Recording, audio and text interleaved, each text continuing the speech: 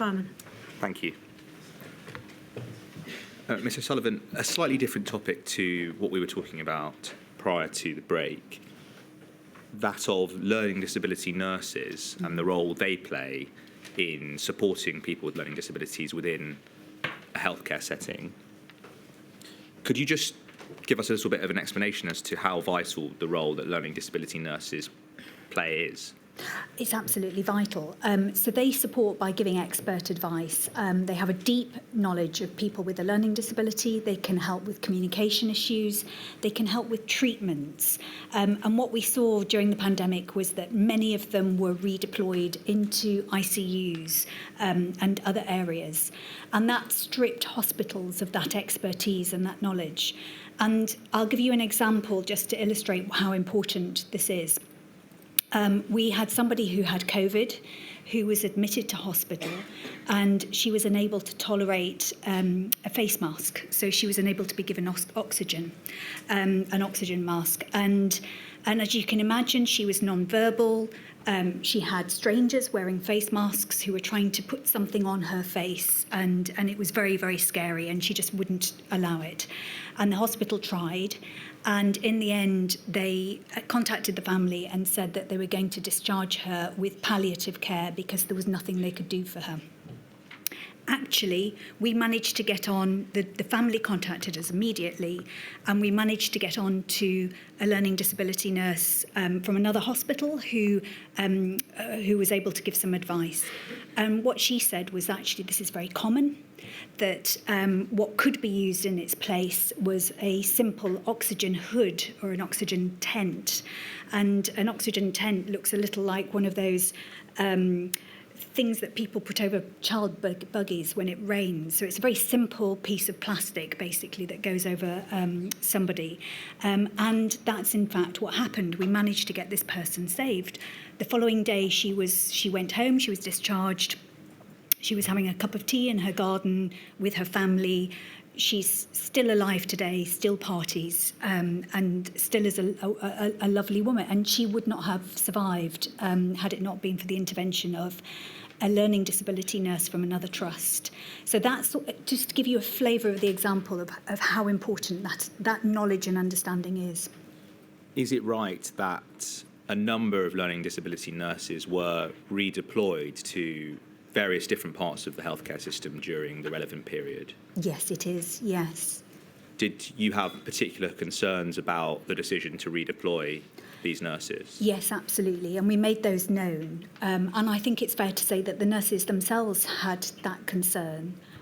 Some of the survey work that we did during that period of time that fed into a report we published at the end of 2020 said that only 1 in 5 had any confidence that reasonable adjustments were being made in their hospital during that time. And we were really concerned about the loss of expertise, the loss of someone to advocate as well for patients.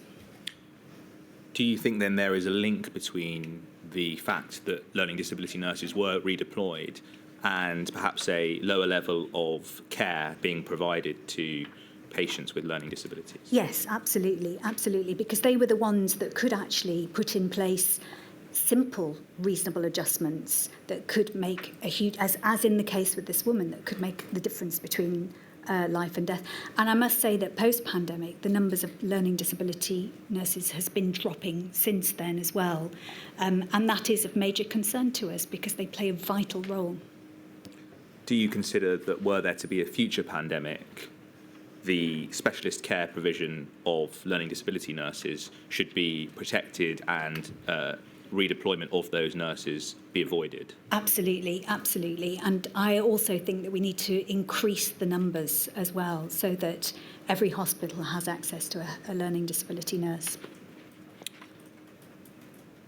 Turning to an area that is linked to the changes that were made during the relevant period, the increased use of remote services.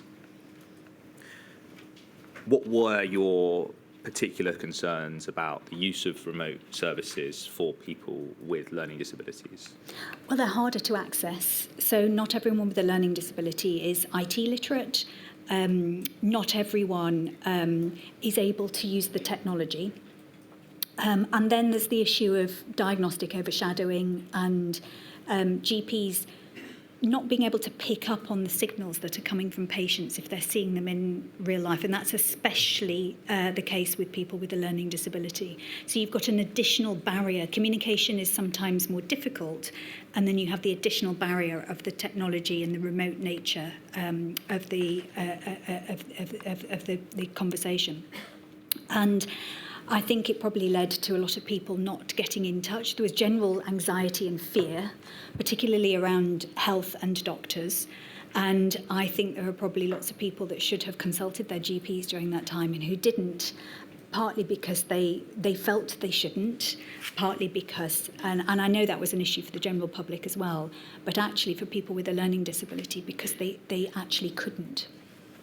One of the significant changes that was brought in was increased use of the 111 service. Yes.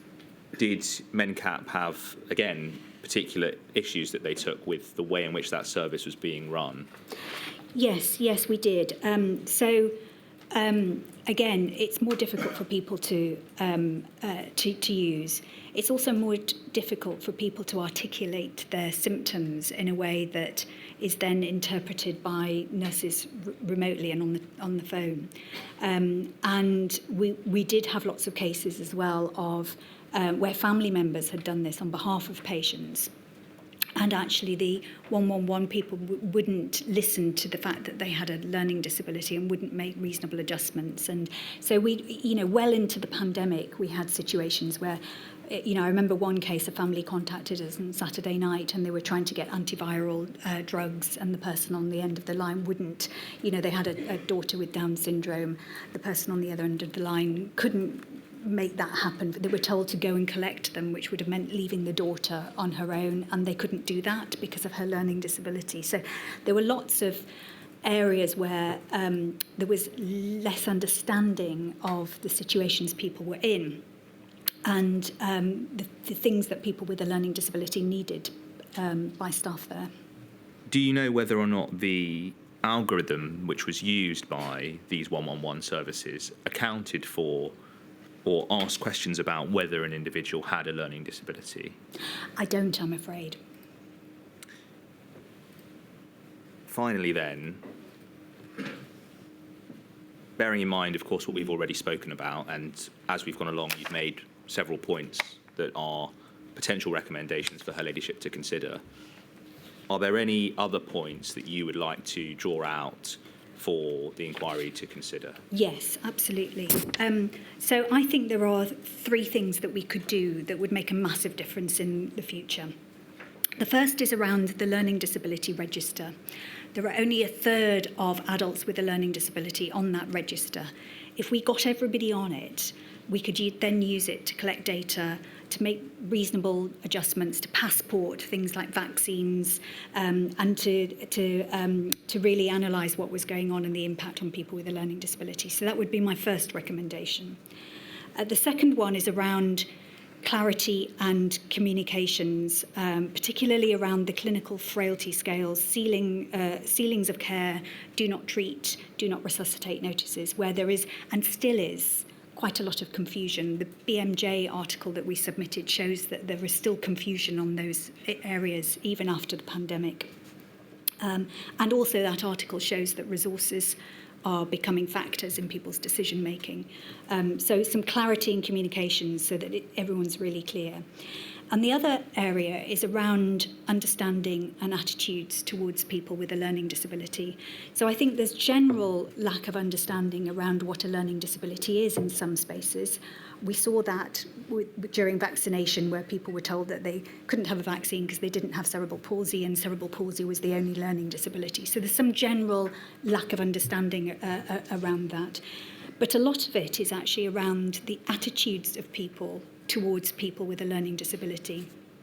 So with the DNA CPRs, the interpretation of them and the decision not to treat people is taken by clinicians based on value judgments according to their abilities and qualities of life.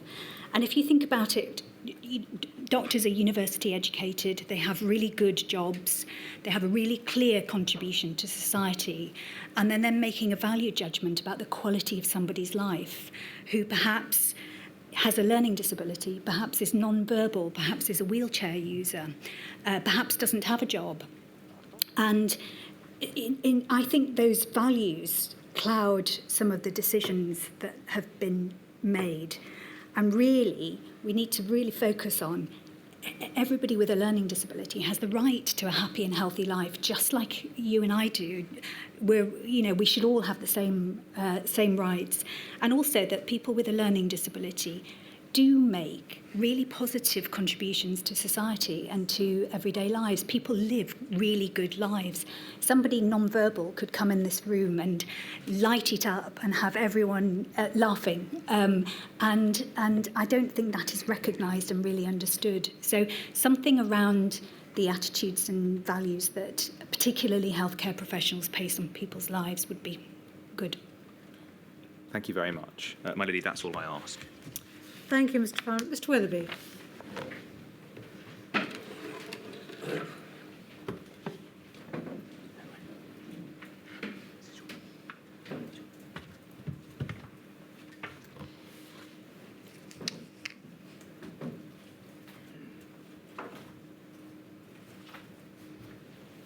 There we go. Thought you'd become expert at that by now, Mr. Yeah, Willoughby. I'm afraid not. The microphone's slower than I am. So, Ms. O'Sullivan, I'm going to ask you just a few questions on behalf of the COVID Bereaved Families for Justice UK.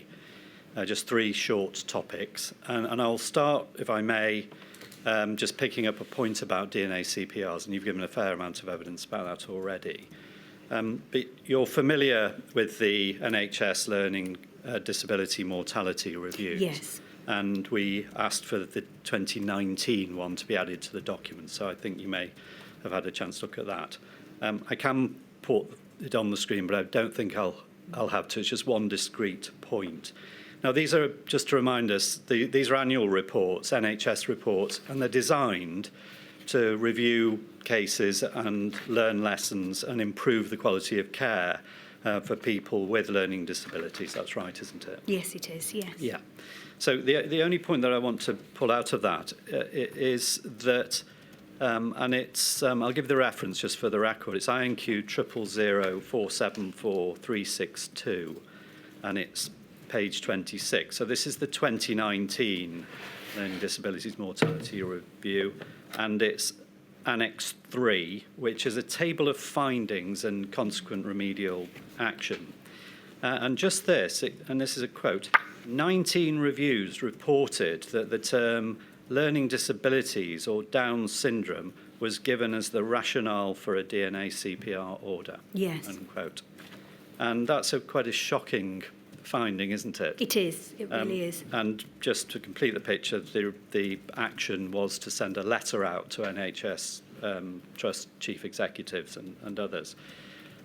So bearing in mind that that was a May 2019 document, would you agree that the placing of entirely inappropriate DNA CPRs on those bases in relation to people with learning disabilities or Down syndrome has been a somewhat persistent issue prior to the pandemic and a known issue?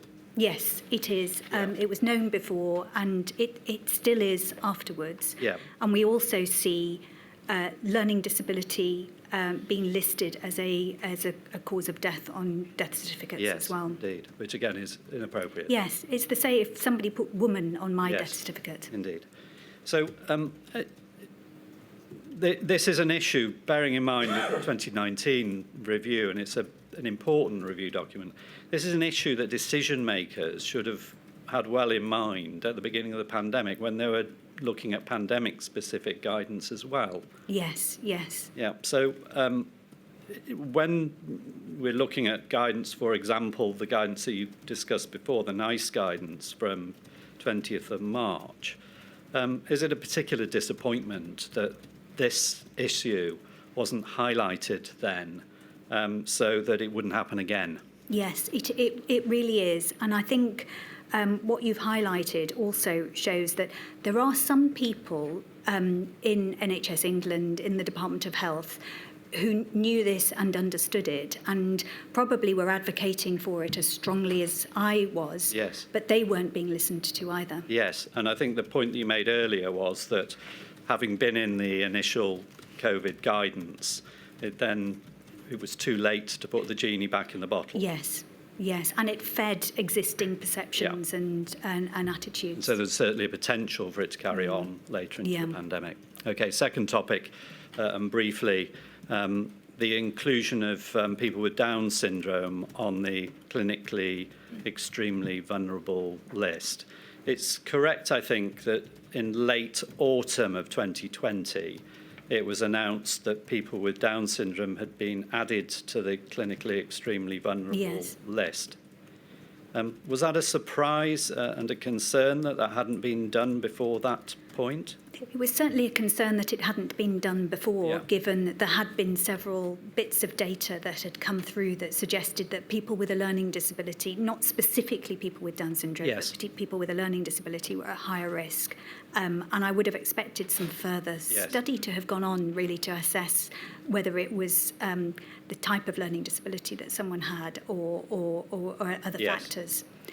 So yes, it was. Yeah. And it made it all the more shocking as well, given this welter of evidence, that when vaccines came around, we had to campaign to get people onto the priority list for a vaccine. It wasn't automatic. Yes, and people with learning disabilities, or specifically people with Downs? Specifically with people, I think people with Down syndrome were included by that point because they were on the clinical extremely vulnerable list. When people with Downs were added to the CEV list, is it correct that MenCap was consulted by the DHSC, Department of Health and Social Care, in planning out the communications rollout about it? Yes, it was. Yes, and we were given advance warning that it was going to happen. Yeah. And it was initially intended to be through GPs by the use of easy-to-read leaflets and letters. However, did it later become known to MenCap that the communication plan hadn't been implemented effectively, and many GPs were in fact unaware of the responsibility that had been placed on them, or were struggling to find the materials? Yes, I believe so.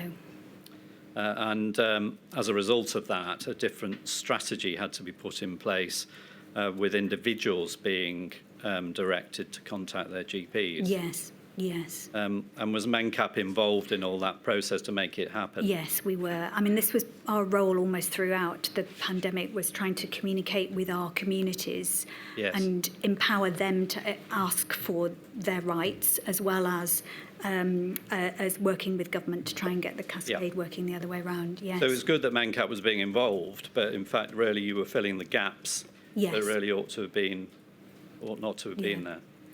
And did the overall result in this failure of the rollout of the communication and the problems with it, did that in fact then delay some people receiving shielding letters, for example, till January 2021 at least? For sure, yes. Some of the letters were delayed. And I think some of the other consequence on it is that people were actually taking matters into their own hands. So we knew there were lots of people who perhaps didn't need to, but who were shielding because they didn't know what to think and they just wanted to keep their loved ones safe. So it was placing intense pressure on families who might have other children who were in and out of school. You know, there were tales of parents having to live in two bits of the house, not speaking to each other, while one looked after the child with a learning disability and one looked after the other kids.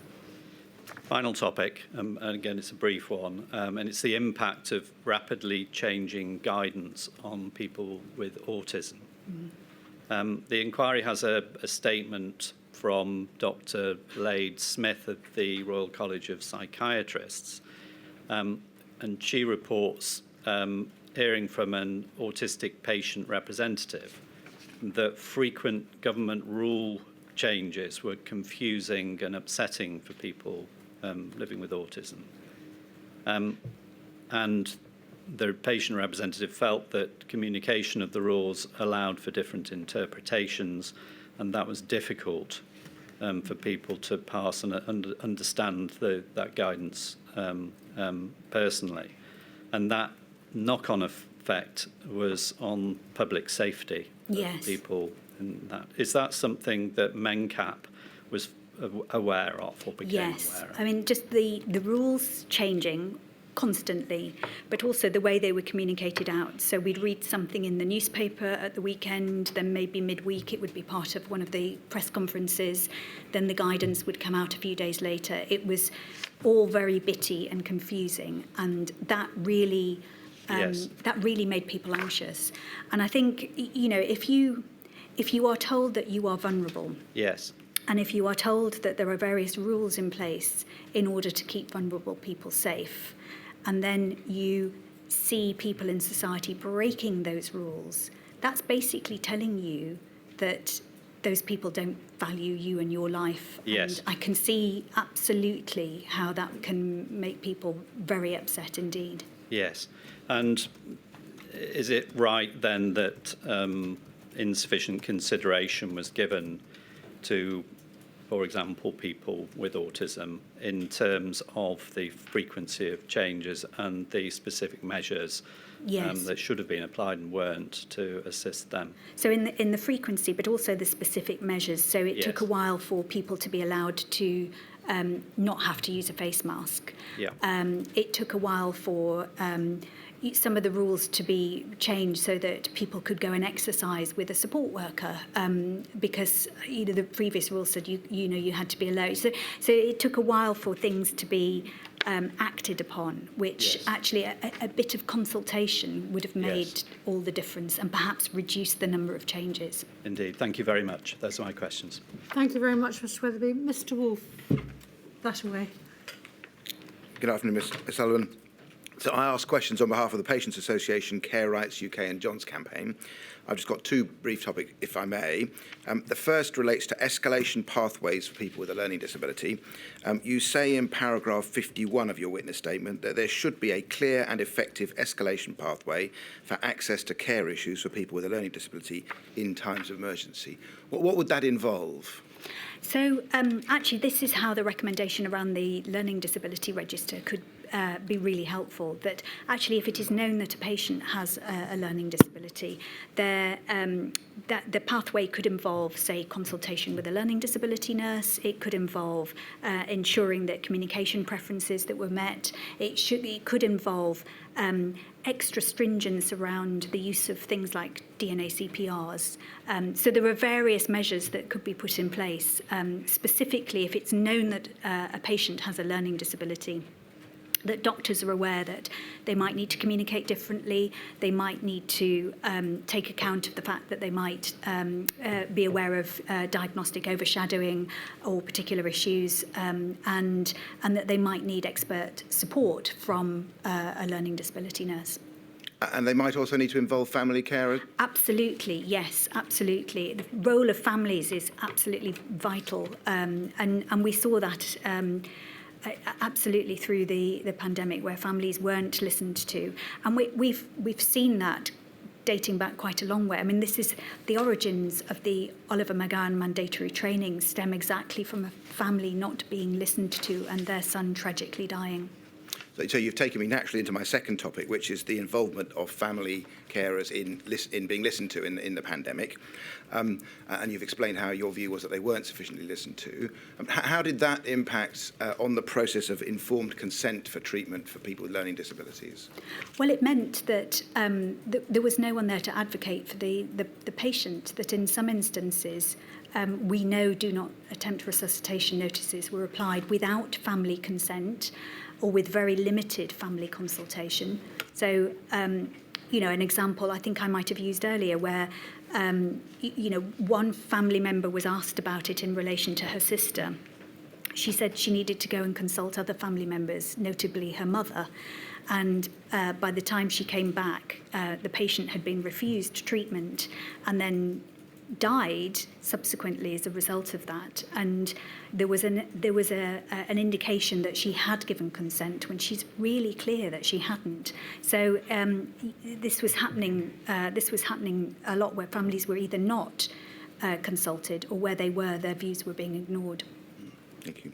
So one of the particular concerns that my clients have is about the way family members who were involved in healthcare, including in communications as you describe, were often treated as mere visitors and subject to sort of conventional visiting policies, rather than being treated as part of the healthcare team. Do you have an observation on that? Yes, absolutely. And I think that led to them being denied access to hospitals and visiting arrangements, which, as I described earlier, it's not a nice to have. It's really vital for someone with a learning disability to have someone there who knows them really well. Final thought, you gave a very helpful example, indeed you've given a couple, of how learning disability nurses were instrumental in providing support. You gave the example of the person who was resistant to an oxygen mask, and the learning disability nurse assisted with that. Do you by any chance have any examples similar that you can illustrate the role of family carers in supporting people with learning disabilities? Well, absolutely. And in fact, that specific example, it was the sister of the person concerned that came to us, because she would not give up on her sister. She was not willing to leave her in a situation where she was just going to get palliative care and die. And she came to us, and we managed quite swiftly to reach out through our networks of learning disability nurses, get her some expert advice, which she then took back to the hospital and advocated really strongly for the treatment. And it was entirely successful, and rapidly successful. So that's a really good example of how family intervention can really make a difference. Thank you, my lady. Thank you very much, Mr. Wolf. I think that completes all the questions that we have of you. Thank you very much indeed for your help. I'm sorry we had to ask you to come back this afternoon, but it's been very interesting, very helpful. Thank you. Thank you for having me.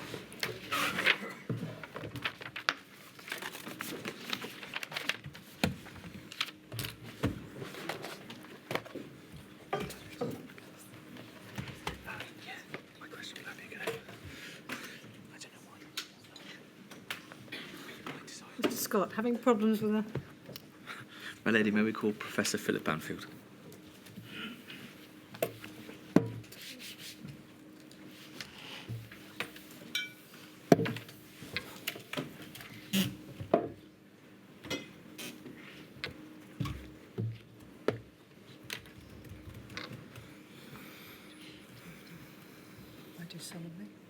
I do solemnly, sincerely and truly, declare and affirm that the evidence I shall give shall be the truth, the whole truth, and nothing but the truth. Thank you for coming back to help, Professor Banfield. Good afternoon, Professor. If I just briefly set out your background. So you're the chair of the BMA's UK Council and have been since July 2022. Is that correct? That's correct. And you are a consultant obstetrician and gynaecologist based in North Wales and an honorary professor in the Cardiff University School of Medicine. Before being appointed as chair of council, you spent several years as a representative of BNA Cymru Wales and have sat on the UK Council since 2012. I have indeed, yes. We've heard a significant amount of evidence, and the BMA's written evidence sets out a lot of the impact upon doctors, patients and healthcare workers. Could you briefly just give us an idea of the human impact that the pandemic had on doctors?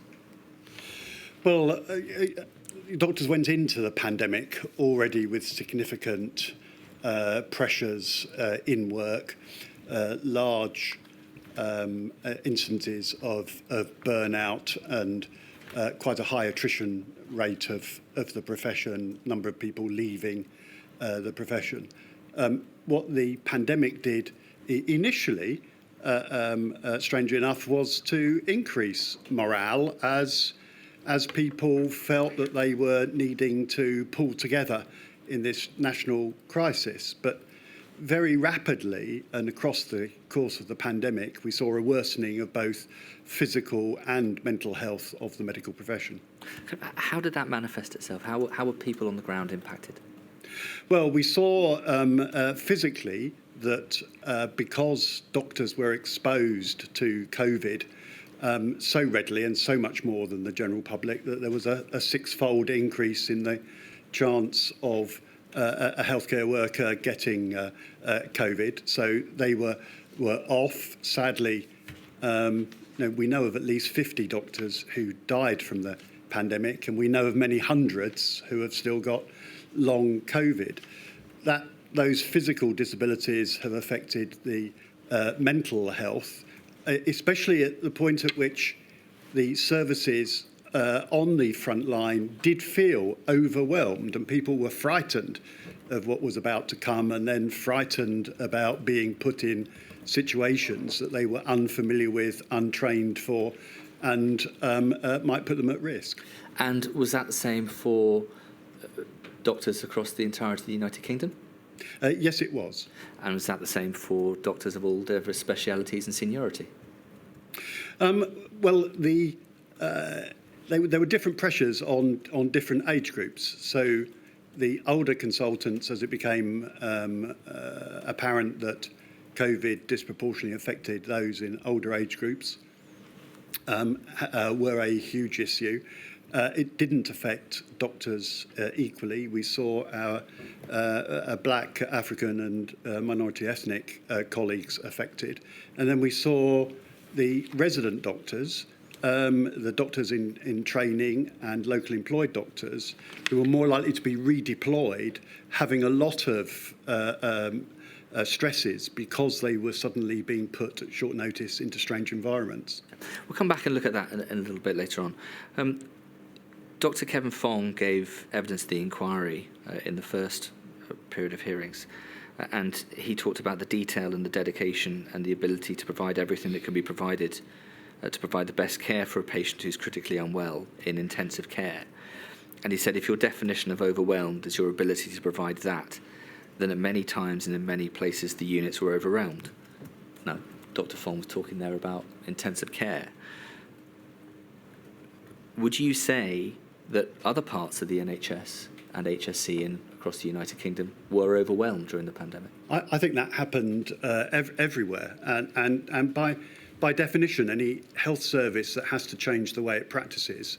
So obviously in maternity, we suddenly were in a very strange situation of pregnant women's partners not being allowed in for scans, or at the point at which they were receiving bad news. But of course, if you stop elective care and you're not then able to provide care to patients that have been under you for some time, if you're stopped from operating, then the stress and distress that causes is huge. And of course, that then has a knock-on effect to our colleagues in general practice, because they effectively then took over the care of people on waiting lists that secondary care had effectively stopped working on. Was the medical profession as a whole overwhelmed, both personally and professionally?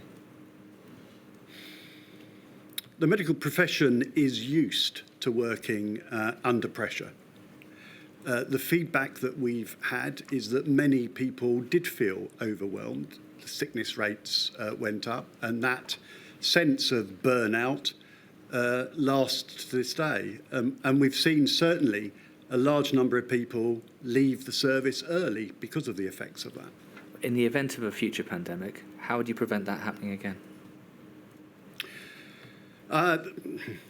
That's a difficult one, because it doesn't feel as if much has changed at this point in time. But valuing the staff and enabling them to get on with the job that they're there to do would be helpful. We went into the pandemic with no capacity to expand. And at the same time now, we're being expected to address the large backlog, and it would seem sensible to invest quite heavily in expanding that capacity now that could then be utilised for a future pandemic. Is it just capacity, or is it flexibility of staff, systems and that capacity? Well, I mean, it's all of those things. It's being able to match demand to capacity overall. There are mechanisms in place to discuss with the workforce how to work and how to optimise treating the largest number of patients in the most effective time. Okay. You mentioned GPs earlier on. I'm going to slightly take you through almost like a patient journey. So in terms of GP appointments, so the BMA recognised that the public felt frustration that it was difficult to get an appointment with their GP during the pandemic. Well, we recognise it because that was what was reported. Of course, very early on in the pandemic, there was a specific instruction from the NHS to GPs to switch to remote working, which GPs did remarkably efficiently and in very short timescale. The GPs' surgeries were not geared to separate patients out. The duty of care on GP partners as an employer meant that one had to protect their staff as well. And because there are often smaller numbers of GPs, you only had to have 1, 2 or 3 GPs either ill or isolating, and the entire service would collapse. Let me just slightly unpick this. So if there was a difficulty in getting access to GP's appointments, firstly, do you think that there was difficulty for people to be able to access their GP? There is no evidence at all that GPs stopped seeing patients face to face, and in fact, actually, the nearest percentage of face-to-face contacts was 52%. So, and that was in England. So, all the way through the pandemic, more than half of the appointments were maintained as being face-to-face. What GPs did was that they undertook total triage, where they talked to patients first to ascertain whether it was a problem that could be sorted out remotely or whether they needed to be seen face-to-face. And they tended to concentrate on people with mental health, the elderly, and those with long-term conditions. Did primary care generally have the capacity, the physical infrastructure, the capability to deal with the number of remote consultations that ended up taking place? Well, there was a significant investment in IT, and that is one of the successes of the pandemic, was a rapid expansion of the number of laptops and the remote working facilities. Is it right then that it was only after that expansion that there was that sufficient capability, but initially there wasn't? Yes. So there wasn't initially capacity. And so what point in time, because I think you set out in your statement that over 50% of primary care respondents were limited by hardware, infrastructure, software, mobile devices, speed. Were all of those issues solved, or is there more work to be done in order to make sure there's sufficient remote capabilities? No, I mean, that work is still ongoing, but it's progressing more rapidly in general practice than it is in secondary care. And do you think that there was sufficient preparation, planning or consideration given to those, like Dr. Powell we heard from this morning, who was communicates primarily through BSL? Do you think there was that consideration given to inequalities that might be caused by remote consultations? No, I think that the pandemic has exposed all sorts of ways in which people with varying disabilities are continually disadvantaged. Can you think of any specific recommendations in this area that the Chair may wish to consider? Well, I mean, the most obvious one is about having suitable PPE. It took quite a long time, for example. Just in terms of the remote consultations. So in terms of the remote consultations, it is being able to ask or communicate with patients to ask what is their optimal way of dealing with their interaction with the GP.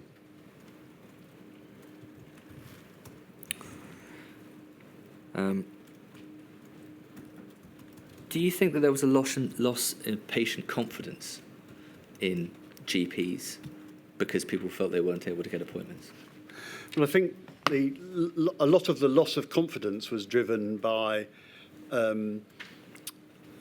the Department of Health and NHS England appearing to blame GPs for the lack of contact, and I think that got picked up in the media.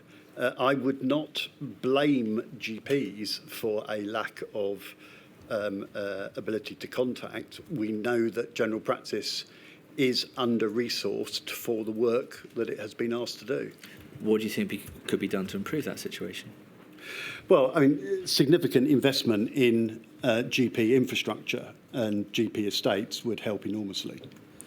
What would that provide? Social distancing, broader rooms? How would that assist?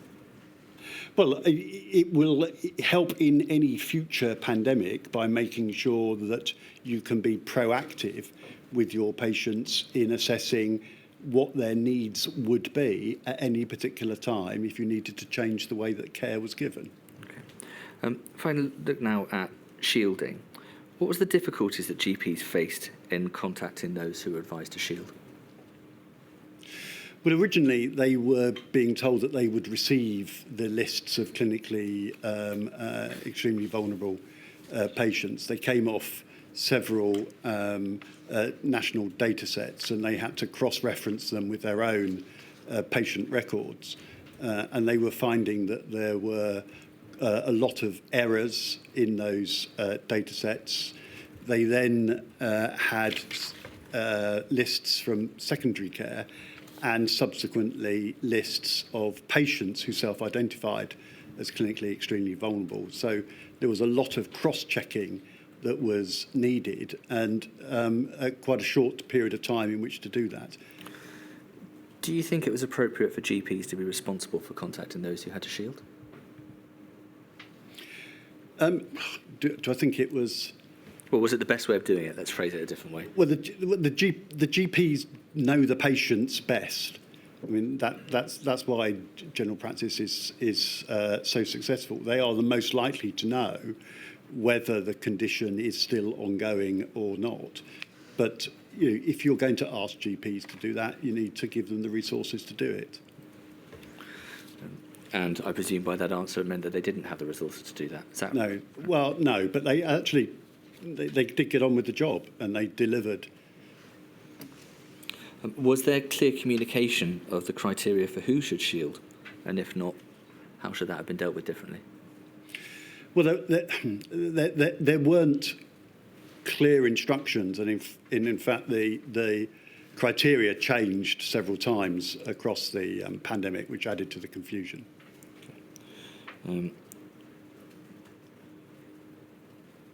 Can you offer any recommendations? This is a question we've been asked to ask. Any recommendations to improve the ability of healthcare doctors, nurses, GPs to safeguard clinically vulnerable and clinically extremely vulnerable people in the event of another pandemic? It's being able to contact people quickly and accurately, but it's having central advice as to what help and support would be available to them. And that central advice should come from government rather than from their own GPs? Yes. Want to ask now about kind of infection prevention and control. Inquiries had a lot of evidence about the protection offered by FFP3s compared to FRSMs. On the whole, obviously you can't speak for every doctor, on the whole, did doctors think that FFP3s provided them with more protection against a pathogen such as Covid-19 compared to FRSMs? I can say that overwhelmingly the majority of people felt let down at the time, and still feel let down by the observation that flu-resistant surgical masks are not protective against airborne infections. So, what was it? So, it was that doctors were asking for FFP3 masks? Is that? Well, they're asking for appropriate respiratory protection because the surgical masks are not respiratory protection. Was there ever any explanation as to why, coming from the IPC cell or anybody else who provided the guidance, as to why the guidance was being written as it was, as to why the view had been taken that FFP3s are only required for AGPs? Well, I mean, ultimately you're going to have to ask them, but it was put to us that their view, and there are still some predominant views, that because COVID is felt to be predominantly droplet spread. I'm not sure that I agree with that. I think there's evidence to the contrary. But because it's droplet spread, that therefore an FFP3 mask is not needed. Now, I would argue that a precautionary approach is advisable, and if I was an employer, my duty is to protect my employee. So if there is any chance that the infection can be caught by aerosol spread, I have a duty of care to protect against that. It's more, we've heard people giving evidence who've said that if you explain the reasons why certain decisions have been taken, the doctors, healthcare workers would have been able to get on and cope with it. We heard it in the initial impact video. I'm asking whether there was any explanation to the BMA or to doctors as to why the guidance was as it was, rather than what you felt it should have been. No, there was no explanation given. We all felt, and I think that was widespread across the profession, that the advice was given to match the availability of PPE rather than based on evidence. What do you think about any suggestion that doctors wouldn't want to wear FFP3s because of any discomfort that may cause in the middle of a pandemic? None of us enjoy wearing protective equipment. If you've got to put an extra gown on, if you've got to put an apron on, it's enormously uncomfortable. But we do it because it protects us and therefore protects our patients. Because we know that you could catch COVID from healthcare workers, and there was no nosocomial spread within hospitals. So it's not just about yourself; it's about everyone else as well. So there are different versions of FFP3 masks available. They come from very simple to very complex, and ultimately you can have an air filtering hood as well. So it is up to you and your employer to find the PPE that allows you to do your job across those shifts. Moving now to a concern that had been raised about FFP3s and expiration dates. I believe there are concerns that are being raised by doctors and other healthcare workers that they're being asked to wear FFP3s that had come in boxes where the expiration date had expired, and then there were stickers that had been placed over the top of them. That's a concern that you recognise, is that fair? That is, yes. Yes. There has been evidence that suggests that FFP3s were quality controlled, even if they had been expired, and then if they passed that quality control, they were then put back into circulation for use. Was anything like that ever explained to the medical profession, that actually this was making use of what they thought was sufficiently good quality PPE that was available at that time? No, those discussions were not held with the BMA. It felt as if it was being used as an excuse for not having PPE available. Now, we'd gone into the pandemic as a profession thinking that we might be overwhelmed and that we might not have sufficient equipment or beds. So, it was within our own minds as to, well, how could we take single-use PPE and perhaps have to reuse it later? You build for those contingencies. Now, we know subsequently that some of the expired stock was quality tested and was still fit for purpose, and therefore it's not unreasonable to use that in those circumstances. Do you think if there had been better communication or dialogue from those who were writing the IPC guidance or those who were providing that PPE with doctors and healthcare workers, do you think that doctors would have felt more protected than they actually did? Yes, it would have been much more helpful to have discussed it with the BMA so we could have explained it to our members. It would have also been, because we like data and evidence, if they'd actually showed us the data and evidence of that testing.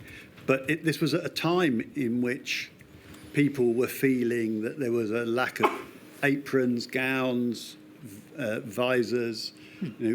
GPs were buying their FFP3 masks from DIY stores and Amazon. And so there was a kind of element of feeling that we were so underprepared. What else was being bent as a rule? You set out in your statement that doctors didn't feel protected by the Health and Safety Executive. What more should have HSE have done, in the opinion of the BMA?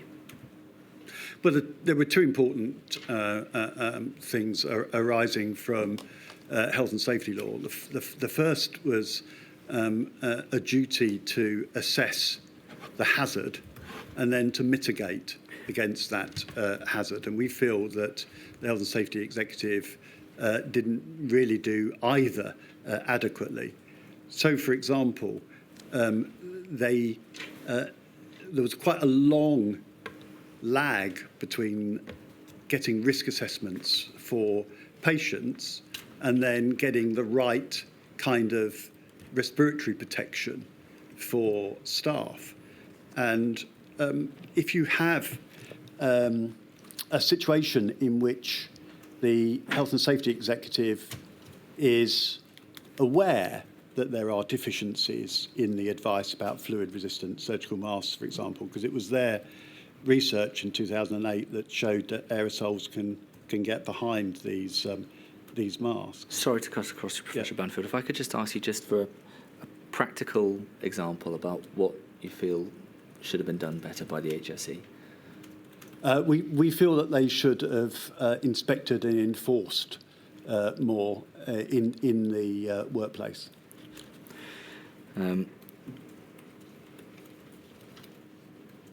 What recommendations would you wish to make? Just briefly outline them, please, in relation to what more should be done in order to make doctors feel safer with the PPE that they're using in the event of a pandemic. Well, the immediate one would be to recognise that infections like Covid-19 are possibly aerosol transmitted, and therefore the appropriate respiratory protection should be available to them, because we still have COVID in our hospitals. We still have clinically extremely vulnerable patients who are frightened about engaging with the health service because we don't routinely wear masks around hospitals anymore. So we're not protecting them. But the medical profession as a whole still feels that its worries about infection control and respiratory protection, ventilation, the hospital estates, is still unheeded, and therefore we're unready for the next pandemic. Did the BMA take any steps to try and ensure that any ethnic minority healthcare workers specifically, who I think, as the evidence shows, had a greater likelihood of being redeployed than other ethnic groups, that they had equitable access to PPE?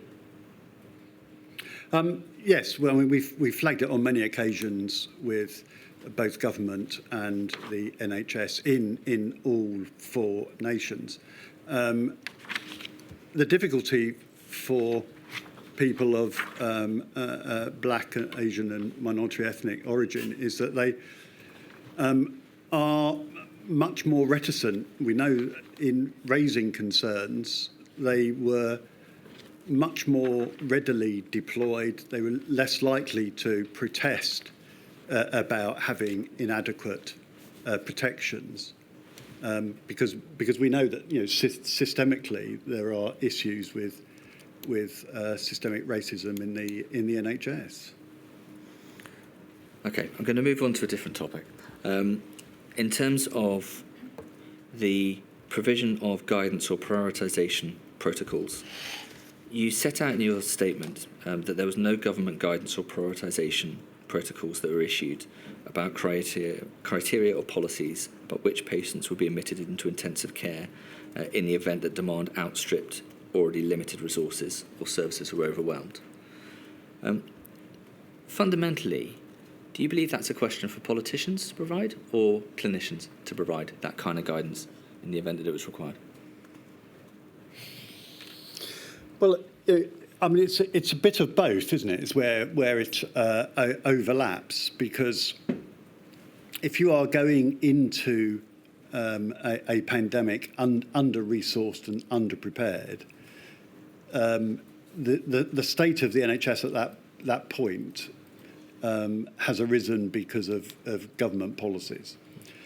Then, if you are going to at that point, sorry, I've lost my train of thought. Well, I think the question was, were protocols for politicians or clinicians? And I think you suggested both, but I'm going to challenge you that really the protocols, I take your point about funding being for politicians and making decisions about where the money went in that kind of prioritisation, but not the protocols. So we were not. The point and the issue that we had was not necessarily with the frontline decision making on a day-to-day basis, which doctors take every day. Right? You know, we have to decide. We've got 4 people all needing major surgery, but there's 1 intensive care bed. Can I just ask, just for my own clarity, is this in a non-pandemic time or in a pandemic in a time? non-pandemic time. Right. When you get to a stage where you are then getting a large number of people who may need a limited amount of services, then you need a framework of what are the ethical and moral considerations. And that's what we were asking for, because to a certain extent, that has a societal discussion to it as well. Yes, although I think the Chair's question is that a matter for government to provide you, or is that a matter for clinicians to provide for themselves? Well, it's getting consistency. That's and therefore having some form of national lead or national, and of course, MEAG did at one point commission a report to look at what the ethical framework of being in the event of services being overrun, how do you then decide to get the most care for the most people? And what then happens if you've got people who are being treated but are not getting better? You know, what are the ethical considerations in saying, well, you know, that patient is not getting better, we must de-escalate or stop care? I'm still going to question you, challenge you, if I may, on an ethical consideration, a clinical decision. I don't see that should come anywhere near a politician. No disrespect to politicians, but it seems to me that they're for doctors. And I don't know if you heard the evidence of Jeremy Hunt when he was Health Secretary. He was involved in, I can't remember which exercise I heard about it, so was it Nimbus? I can't remember. And he said he'd been asked to take what he decided was a clinical decision about who should just be discharged from hospital or treated. And he said, no, it's not for a politician. So I'm going to challenge you, if I may, that we want politicians involved in clinical decisions. Well, I'm going to say that, you know, it's political how we've ended up with the number of staff and the number of beds that we have. I think that's a separate argument. All right. And therefore, the point at which there is choice about what you still do and what you don't do. So, for example, it's a political decision, or it was a political decision, to stop cancer screening or some cancer screening during the pandemic in order to create extra capacity. So there are circumstances in which you need all of this joined up, because really what you're talking about is a situation in which rationing has to take place. And we saw that quite considerably during the pandemic.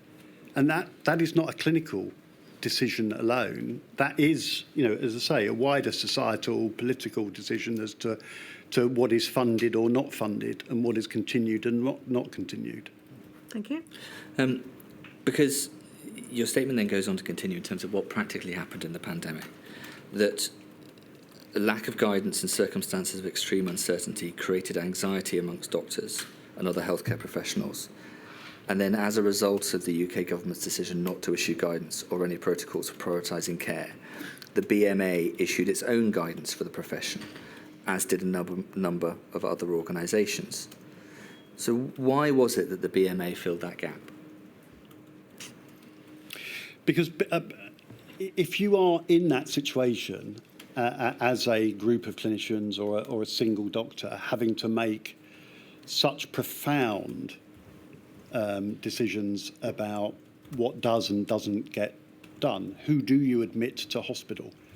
Who do you give the bed that's available to? And we saw, for example, a large number of people who normally would have been admitted to hospital with respiratory symptoms, not admitted to hospital because there were not the beds for them, so they were kept at home and managed at home.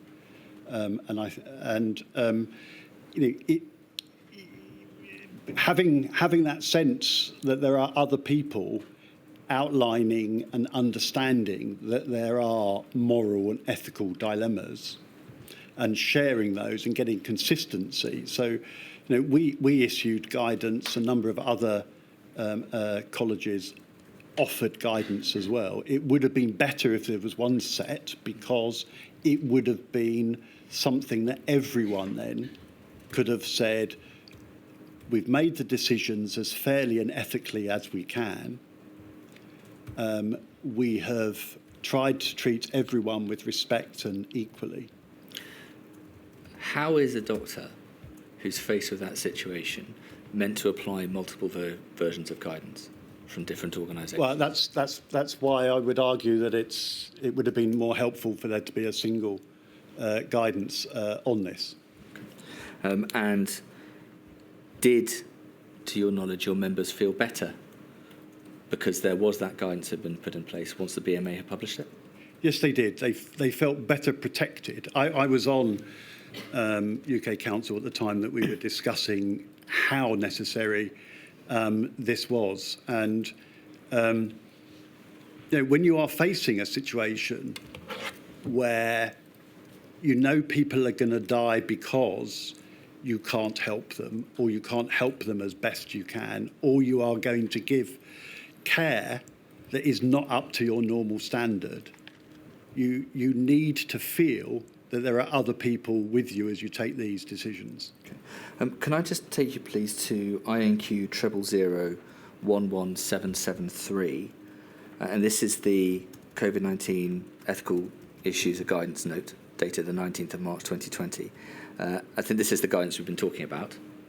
Is that correct? Yep. Yes. Please. And if we could just go to page 5, please. Thank you very much. It's that bottom paragraph. And there's the example that's given there about clinicians reviewing and documenting the appropriateness of cardiopulmonary resuscitation for all inpatients. I think it's fair to say that you're not suggesting that this guidance, the threshold for implementing this guidance, was ever reached, are you? No, this is guidance for if the service is completely overwhelmed. I mean, of course, we do have discussions with patients all of the time in hospital about what they wish for the future of their care, and we do discuss with them what happens if there is deterioration in their condition. That's been part of routine practice. There was guidance in 2001 and 2016 on this. Do you think, though, that if you publish guidance of this type, which is talking about CPR, that there is a risk that doctors in the middle of a pandemic may see this guidance and may potentially apply it in situations where it wasn't intended to be implied? I would hope that that is not the case. And the reason I would hope that that was not the case is because these are conversations that the profession had already started to have prior to the pandemic. We went way before the pandemic. The issue of doctors or other clinical staff unilaterally deciding who should have a DNA CPR were a matter of public debate, and we had started to work our way through that. And we were advocating much more for advanced care discussions. So, for example, my mother was elderly at the point at which the pandemic started, and we had the conversation very early in the pandemic. And we've been encouraging families to have those conversations with their loved ones more and more, because it then avoids the confusion and it avoids the surprise. Just want to touch very briefly on one topic in terms of the deaths of healthcare workers. What's your view on the fact that not all departments and other public bodies across the United Kingdom recorded specific data about the deaths of healthcare workers? Do you think that there should have been recording of the deaths of all healthcare workers? Well, I do, because we've ended up this end of the pandemic with really no idea how many healthcare workers have died from the pandemic. As far as I know, it's been very difficult to ascertain, and even throughout the pandemic, we were getting data from individual doctors. People were finding out who had died from press releases rather than being any central data. Did it make you feel valued as doctors, the fact that this wasn't being recorded? Doctors felt very undervalued during the pandemic, and in fact, many times in our calls for evidence, we've had comments back about how doctors felt as if they were kind of disposable commodities. Do you think there would have been a beneficial impact about having an understanding of the types of doctors, the areas that they were working in, gender, BAME groupings, if there had been this record about healthcare workers and doctors who died? Well, we would have picked it up much quicker, and it would have been much more valid as an argument then for taking precautions and more precautions earlier. If we had known, for example, that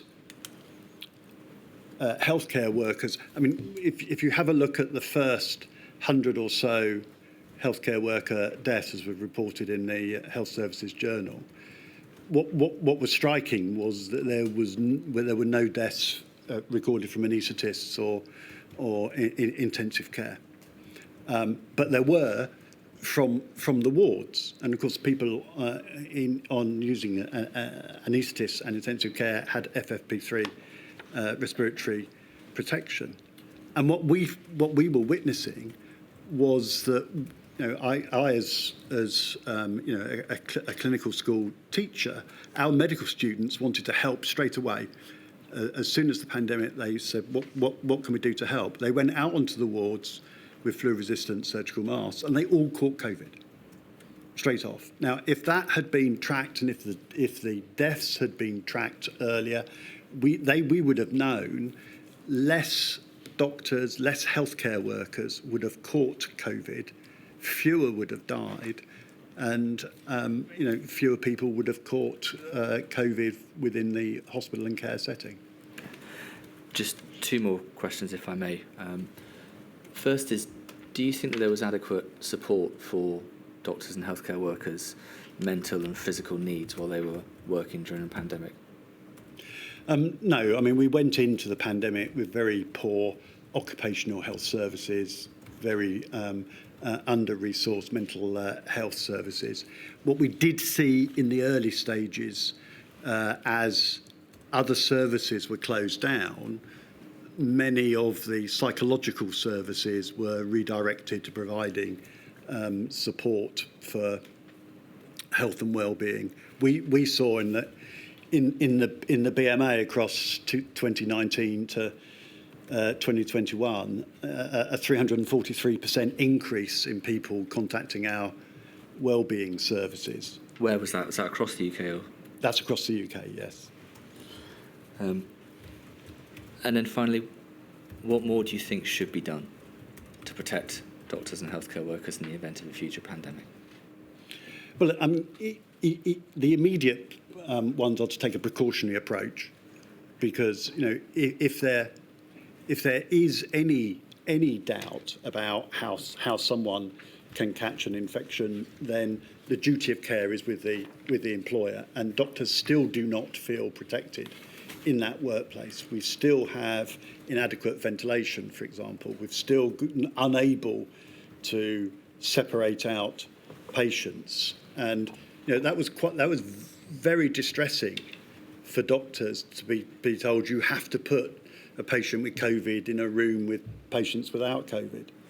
This was a really difficult space for doctors to be in, and that ability to plan proactively and ahead to do that spacing out, what is going to stop if we don't have that capacity at the time. But if we stopped doctors leaving, if we stop that exodus of doctors, then at least you are then retaining part of your workforce that is there for the future. My lady, those are all the questions we have. There are quite a few questions from core participants for you, Professor Banfield, so if you'll forgive me, I'll take a break now and then come back at 3:30, but I promise you we will finish you this evening, or this afternoon. Thank you. All rise.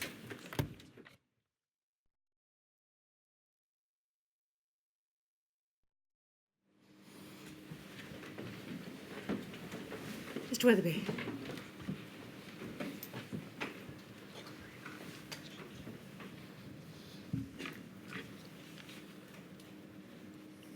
There we go. Thank you. Professor, as I think you know, I'm going to ask you some questions on behalf of the COVID Brief Families for Justice UK group. I think all of the points that I'm going to ask you about are quite short, and they've been touched upon, so that hopefully will allow us to go a bit swifter than otherwise. Can I start with the point that my lady was particularly concerned about, with the idea of the central guidance about triage or decision making for resource allocation? And it won't surprise you to know that the family members that we represent are very concerned about this area. Many of them believe that their loved ones were interventions were not taken, care that would have otherwise been given wasn't provided due to rationing. So it's a point that's very dear to their hearts. Your statement identifies how towards the middle and end of March, the government was in fact looking at issuing guidance on this subject, and then decided that they felt that the resources would not be exhausted. That's your paragraph 127. And you go on to mention that identifying the lack of certainty was an important issue, and to emphasise that the BMA was aware that there were at times rationing of important resources such as oxygen. Is that really where the need for central guidance was? There are issues of resourcing, there's issues of resource management, and there's also issues of clinical decisions. And all of those need to be considered together in terms of when there's a possibility of the system or part of it being overwhelmed. And is that why there's a need for some centralised guidance? There's need for centralised guidance because there needs to be a recognition at what point care is being rationed. Yeah. Care was rationed. Yes. Right? We stopped elective procedures. We stopped screening for certain cancers. So, although the service was not overwhelmed, has been used. In fact, that was only because we rationed and left out other things. The ethical decisions that we are faced on the front line, actually we're used to making every day, because we sometimes get more than one patient needing care at the same time, and what you do is you try to make the fairest and best judgment, and you try not to prejudge your decision, but make it on the clinical facts in front of you. There is a stage, though, in between that where you have a large number of people and therefore having some form of framework Yes. as to who is going to make those decisions and how is incredibly useful. Yeah, so on the individual level, the clinician is plainly the person who should be making the decisions about the priority of treatment or whether treatment is appropriate. But the clinician doesn't necessarily know the amount of resources available or what's coming down the track in terms of resources. So there needs to be an overarching departmental guidance about this as well. Yes, and you need to know where your next bit of resources is coming from. Yes. Okay, that's all I ask on that. So can I just return to FFP3s briefly? Between paragraphs 266 and on from that, you talk about the fact that the PPE guidance was downgraded in March 2020, and that's when the requirement for FFP3 masks for healthcare workers was removed. And you've indicated earlier that the many doctors thought that was matching what was available rather than the actual requirement for protection for doctors. And is that what the BMA thought at the time? The BMA was involved in discussing the evidence. There were a lot of internal discussions about the science. Yes. At that time. Yeah. And probably the biggest discussion that we had was that if the science was uncertain, Yes. that as a protective measure, you should take a precautionary approach. So we had a large number of our members in the workplace make decisions about that they would continue to use FFP3 masks, even in situations with non-aerosol. Right, that's where I was headed. So did the BMA give guidance at that stage to say that even though the requirement had been removed, the doctors should still wear FFP3 masks? It did not give official guidance. It was trying to align itself as much as it could with the government and the IPC guidance. What we did was we tried to push back to the CMOs and government to have the IPC guidance changed. Yes, but to your members, were you indicating that there ought to be a precautionary approach? I mean, why didn't the BMA give guidance to its members about the fact that FRSMs were not sufficient for aerosol or potentially aerosol viruses? Well, I think the evidence as a BMA that aerosol transmission was a significant part of the problem probably developed in the latter half of 2020 into 2021. The point at which it became unequivocal to us that this was a significant mode of transmission, we went both to government and then to our members as well to raise publicly that we thought this was an issue. Yes, that's very helpful.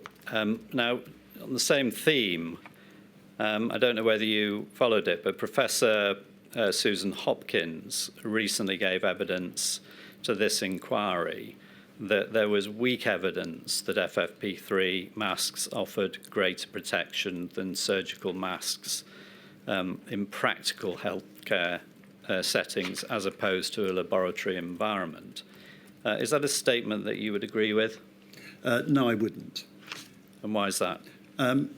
Well, it was interesting because at one point Adam Brooks decided to implement wholesale use of FFP3 masks instead of flu-resistant surgical masks and found the infection rate plummeted. So that was practical use of FFP3 masks. Yeah, so you would say there is evidence that FFP3 masks are more effective in clinical practice? Yes, I would. I mean, FFP3 masks are a form of respiratory protection. Surgical masks are not. Yes. Now, if there is a disparity between the laboratory evidence and the real life setting, well, first of all, it wouldn't be surprising if there was a difference between those two, would it? No, and nor would it be surprising if some of that difference didn't appear to be founded, because the use of FFP3 masks is heavily dependent on you having them correctly fit tested. So yes. if you wear an FFP3 mask wrongly, then it does limit your protection. Yes, and also perhaps in common rooms and corridors and things like that. That's true in terms of passing between healthcare workers, but predominantly most of the transmission is on wards working in areas of large numbers of COVID positive patients. But if there is a disparity between the laboratory evidence and what happens in real life, is the answer to abandon FFP3 and just use FRSM, or consideration of how to use FFP3s as efficiently as possible in real life? Well, I would go for the latter, and I still recommend the latter. Yeah. Now, moving on, the HSE, you've given evidence a little earlier about this, but I just want to clarify exactly the position, what you're saying about the role of the HSE. And again, your paragraph 287, just for the record, that you say that in November 2021, the BMA, together with other groups, raised concerns with the HSE, calling for a review of IPC guidance, greater scrutiny of NHS practices relating to the supply of RPE, respiratory protective equipment, and asked the HSE to give specific additional guidance to complement or correct as appropriate IPC measures in effect at that time. But the HSE declined to do that, saying that the guidance from the department and UK HSA and the devolved administrations was what they regarded as, quote, from competent bodies. Is that right, in your view? Was it right that the HSE should simply defer to the department and the other bodies I've just referred to? Well, it felt to us, and it felt to doctors on the front line, that this was a bit of cop-out of responsibility, because it created a circular argument. The HSE was responsible for ensuring that hazards are identified and that risks are mitigated, and then to use what we would say was flawed logic from another party, it doesn't get rid of your responsibility as the regulator. Yes.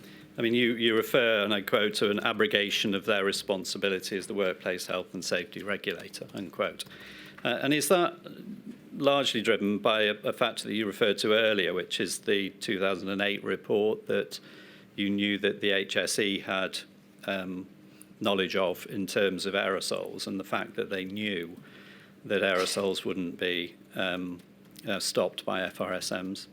So that is part of why the profession has a sense that it was being sold out, because this wasn't common knowledge to us at the start of the pandemic, and it's become apparent since then that people who should have been in a position to protect doctors and healthcare workers knew that there was a possibility that optimal protection was not being employed. Yes. And that's then translated into a real life experience, which was, if you were using appropriate PPE and RPE, you were relatively protected. Yes. If you were not using that, you caught COVID, you got long COVID, and some of you died. Yeah. Final topic, I'll deal with it briefly as I know I'm running out of time. Ethnic minorities. In your statement, paragraph 67, you refer to the rapid review in May 2020 into the disproportionate impact of COVID on ethnic minorities. and the concerns about that from the BMA. Now, the inquiry's heard quite a bit of evidence in an earlier module, as you know, about that. But can I just cut to the chase here? What were the recommendations that you, the BMA, considered that ought to have been included in that report that weren't? Well, what was very important was to make sure that the risk assessments for ethnic minority doctors were undertaken, but not just that the recommendations of those risk assessments were implemented, because they often were not. And doctors from ethnic minorities were more likely to be redeployed or put in areas of high risk, really because they were not in a position to feel empowered. Yeah, that brings me on to my next point, paragraph 318 in your statement. The BMA's survey found that twice as many ethnic minority doctors as white doctors felt pressure to work in high-risk settings without adequate PPE. And you described the NHS as having a significant degree of institutional racism. Can you expand on that, what you mean by that? We know that doctors from ethnic minorities are less likely to progress in their careers. They are less likely to be successful in job appointments. We know that they are more likely to be subject to bullying and harassment. That is endemic within our NHS. It's well recognised, and it's one of the things that we are desperately trying to correct. But the pandemic really exposed it like no other situation. Yeah. So going forward, that institutional racism really needs to be combated, and that would mean that in a similar situation in the future there'd be less pressure, a disproportionate pressure on ethnic minority doctors and healthcare workers if that was tackled. Yes, I mean, that's true, but of course there are other groups as well, like female doctors and those with disabilities that also encounter discrimination in the workplace. Yeah. I think I'm out of time, my lady. Thank you very much, much, Professor. Professor. Very grateful. Mr. Wolf. Good afternoon, Professor Banfield. Paragraphs 241 to 243 of your statement, you don't need to turn them up, you talk about the long-term impact of long COVID on doctors. And in paragraph 243, you talk about the way in which family members are providing support and to some extent healthcare support for their doctor family members. Presumably, you would also agree that family members can provide valuable support, including healthcare input for patients generally. It's not just doctors who can receive that and benefit from that support, it's patients generally. Oh, a huge amount of care in this country is given by families and relatives. And particular examples of that during the pandemic, how were doctors able to be confident that family members returning home where they did would continue to receive the necessary support and treatment if they hadn't had the family member involved in the hospital stage of the treatment? I'm not sure I follow your Let me put it the other way around. If you'd had a situation where a person was in hospital being treated, and the doctors in ordinary times would have expected the family members to be present and providing support, but in the pandemic they weren't for whatever reason, how could those same doctors be confident during the pandemic that whatever support was needed at home would then continue? Or was there a gap there? I think there most certainly was a gap. I mean, I think that a large number of patients during the pandemic were abandoned once they were out in the community. And then similarly in relation to doctors securing consent, making sure they had consent for treatment, again, presumably family members could have a very significant role in supporting the consent-giving process, particularly with people with communication difficulties, language issues and so on. Yes. It's only the patient that can give consent. there are mechanisms to well-defined mechanisms for gaining consent in people that can't give consent, and then of course we have a duty of care where there is a lack of capacity to act in the patient's best interests. But in those cases where the patient has consent, they may have other reasons why they struggle to communicate. They may have a communication difficulty, they may have a language issue, they may have all sorts of things. And in that case, family members can provide communication support, can't they? Yes, Yeah. but we obviously try and make it as independent as we can. Yeah. Similarly, DNA CPR, again, family members can have an important role. Indeed, our consultees should be consultees in that process, shouldn't they? Well, we would encourage all, anyone having that discussion to discuss it with their families. Yes. So in the context of the pandemic, where family members were not present in the hospitals, there would have been a potential gap in all of those areas, wouldn't there? But it depends whether the patient themselves had capacity to consent or not. Yes. I mean, a number of patients who are severely ill do not want their relatives to have their care discussed with relatives because they are trying to protect their relatives.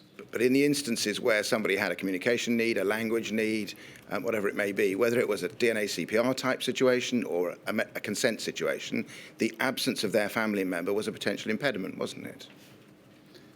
It's a potential impediment if you cannot speak the language, and the NHS tries to engage people in their own languages. So we engage with various language lines or interpreters to assist with that. Sorry, you're not saying that all was hunky-dory, worked fine in the pandemic during a period when family members were not routinely around, are you? No, so much didn't work in the pandemic. But as I say, in terms of capacity to consent and consent, it is only the patient that can give that consent. My focus is on the impact that not having the family members around had on the process. I think we're agreeing that it had a detrimental impact. I'm not agreeing that it did. I'm not disagreeing that it might have.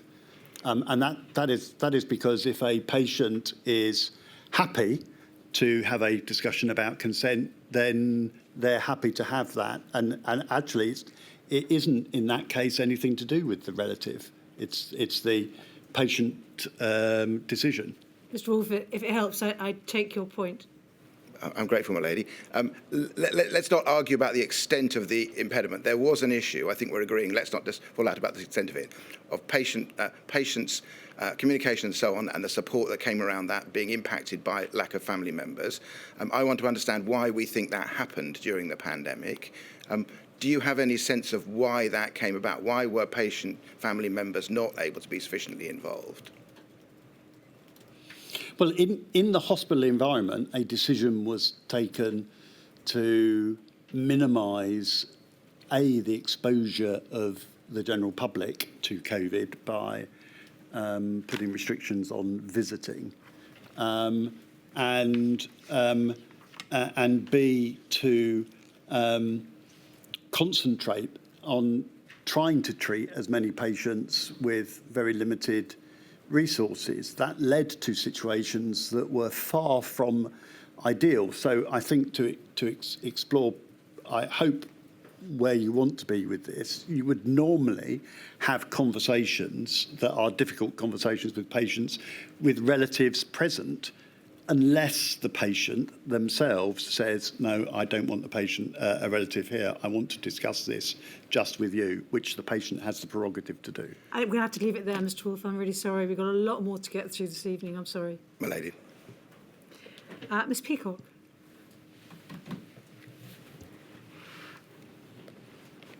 Good afternoon, Professor. I ask questions on behalf of the Trades Union Congress. If you could just ensure, although I'm behind you, that your answers go into the microphones. They just need to be picked up. My questions relate to the reporting of COVID-19 infections in healthcare workers to the Health and Safety Executive. You refer in your statement to the fact that many employers failed to report COVID-19 infections of staff via riddle, despite it being a legal requirement for employers to report instances of workplace-acquired COVID-19 infections, and that's at paragraph 289. My question is, Why is it a problem if occupationally acquired COVID-19 infections in healthcare workers are not leading to RIDDOR reports? Why is underreporting a concern for the BMA?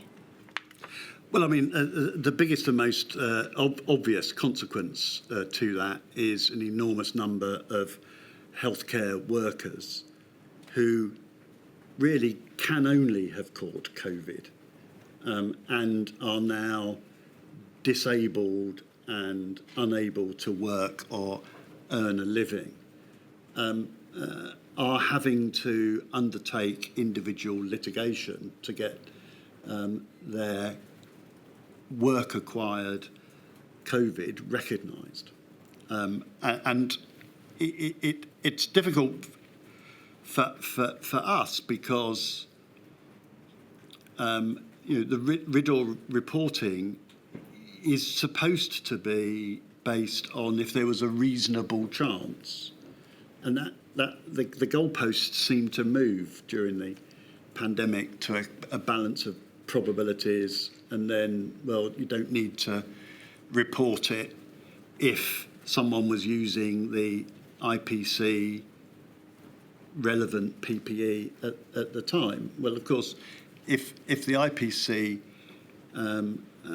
guidance is incorrect, as we would say, then you're not getting the right number of things reported. I mean, it's a bit like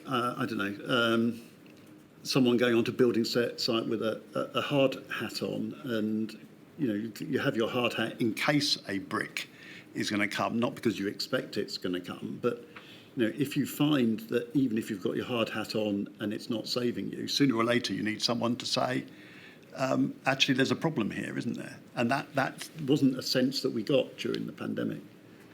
So in essence, the regulator doesn't have the necessary broad insights about what is or may be happening in the sector to accurately direct its investigations. Is that fair? Yes. I mean, and it's, whereas it, passes quite detailed comment about asbestosis, for example. Yeah. I would have expected it to do the same in the health environment. And you've referred to the threshold there slightly, but in your view, was underreporting a problem of the threshold set by the HSE, or was it a problem of the threshold not being properly applied by employers? Or perhaps both, of course. Well, of course, we as a BMA wrote to both, so we reminded employers of their duties to report and to HSE for their duty to investigate. Neither of those appeared to happen, and we had a large number of members. We did a survey of over 600 people with long COVID, and a large proportion of them said that they had asked for their COVID to be reported under the RIDDOR's reporting mechanism, and it had been declined. Thank you. The HSE produced an interim report in January 2021 titled The Impact of COVID-19 in the Workplace. And the report stated, in relation to the duty to report occupational exposure under RIDDOR, there may have been criticisms of the HSE in how this has been interpreted, alleging that an exclusive rather than an inclusive approach will significantly underestimate the true toll of COVID-19 related effects, thereby missing opportunities to learn lessons. And this really is the focus of my question. It goes on to say, there's an implied view that in the criticisms that HSE would be able to follow up every such report. In your witness statement, however, you explain that reporting is crucial to understanding infections at the health service level, how infection spreads within healthcare settings, and how to better protect staff and patients. That's at paragraph 290. Can you help on this point? Is the expectation that the HSE will follow up individually on each RIDDOR report, or do you criticise the threshold adopted by the HSE during the pandemic for a different reason? Well, I'm going to answer this as someone on the front line, and that is that I would expect the system to protect me, and therefore, if there wasn't and should have been an opportunity to highlight that harm was coming sooner, then we would have recognised that more needed to be done, and we could quite possibly have saved many of the lives that were lost. And this is my final area of questioning. In oral evidence, Mr. Brunt said of Ridor, it's not intended to track the total number of cases that are happening. However, the chair suggested to Mr. Brunt, and my lady, I'm afraid I'm paraphrasing, that given the large number of cases and the obvious difficulties in investigating all individual cases, a solution could have been to say that all NHS trusts and boards have to report every COVID-19 infection in a healthcare worker so that the HSE can analyse whether there appears to be a systemic problem. Focusing on the next pandemic and thinking creatively, if you will, so ignoring the legal requirements as they currently stand, would it in fact make sense for the HSE to have access, whether by Ridor or perhaps another process, to data on all infections and deaths taking place amongst healthcare workers, so that it would be possible for them to identify hotspots or outbreaks and to investigate accordingly?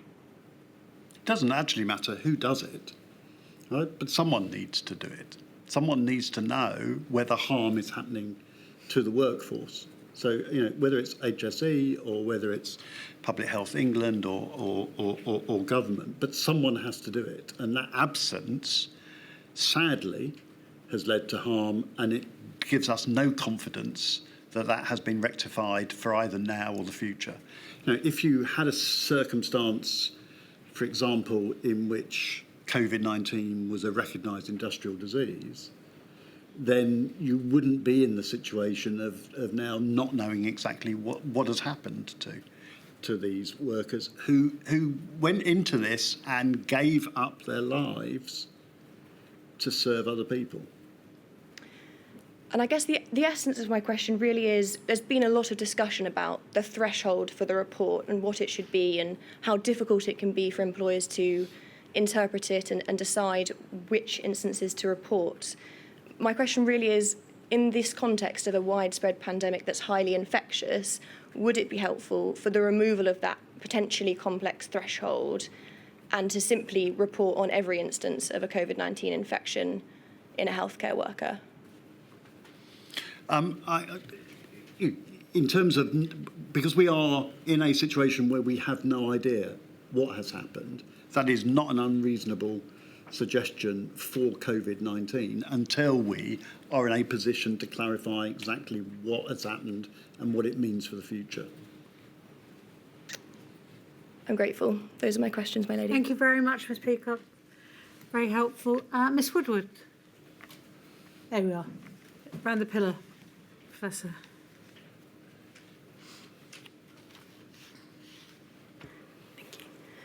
Thank you, Professor. I asked questions on behalf of COVID bereaved Families for Justice Cymru, and there's a few topics I'd like to ask you about this afternoon, but the first of those is on IPC guidance. And in response to a question raised by the UK COVID bereaved families a few moments ago, you said that one of the things the BMA were trying to do was to push back to have IPC guidance changed, and that you went to government to raise this. And we know that BMA Cymru made several communications to the Welsh Government asking them to strengthen IPC guidance on masks and to increase protection for healthcare workers.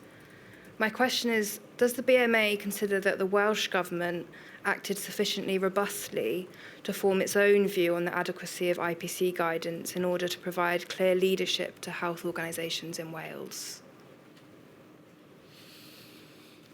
Ultimately, I think you're going to have to ask them that question as to because they had a need, or as it was put to us, to be in consensus with the other nations, because a lot of the PPE was being sourced communally.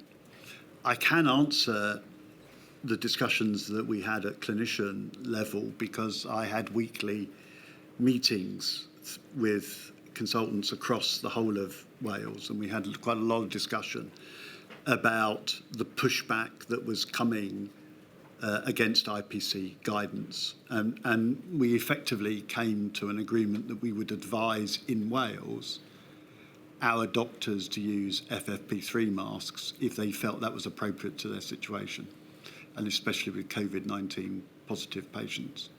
Thank you, that's helpful. My next question is on a different topic, and that's in relation to testing, both of patients and of healthcare staff. And in your witness statement, you discuss the importance of protecting staff and patients through regular testing, and that was something that the BMA called strongly for. And again, we know that BMA Cymru wrote to the Welsh Government as early as July 2020, calling for a robust testing system for patients and the regular testing of asymptomatic staff. My question arising is, do you consider that there was sufficient engagement between the Welsh Government and relevant stakeholders such as the BMA or BMA Cymru on the issues of testing? Was there adequate engagement? Yes, there was. There was quite a lot of toing and froing. Did it happen quickly enough? No, it didn't. But it didn't happen quickly enough, around the UK. Once we got into a situation where it was possible to test with lateral flow tests, for example, it made much more sense. The difficulty was the point at which it was recognised that transmission could be by asymptomatic spread, because at that point you didn't really know who had and who hadn't got COVID and who was able to pass it on. Just so I can clarify, when you say that it didn't happen quickly enough, do you mean the engagement with the BMA or the testing programme in Wales, or perhaps both? Mainly the testing programme. Right? It didn't become available quickly enough for us to either test staff in a meaningful way or patients. And what do you think the impact of those delays on both patient and staff testing was on both patient and staff safety, particularly in the context of nosocomial infections? Well, there is no doubt in our minds that increased the rate of infection and therefore the harm that arose as a result of that. And is the BMA aware of whether there were any operational difficulties in implementing the Welsh Government's testing guidance and what those issues were? Well, they had the same issue over the availability of testing and scaling up testing as the rest of the four nations. But nothing specific over and above that you were aware of in Wales. My next topic is on escalation of care and what you've spoken about today in your evidence is care rationing, which I suppose is the flip side of that. And earlier today you said that during the pandemic there were a large number of people with respiratory symptoms, for example, who would have been admitted to hospital in other circumstances who were not admitted because there were simply not the beds.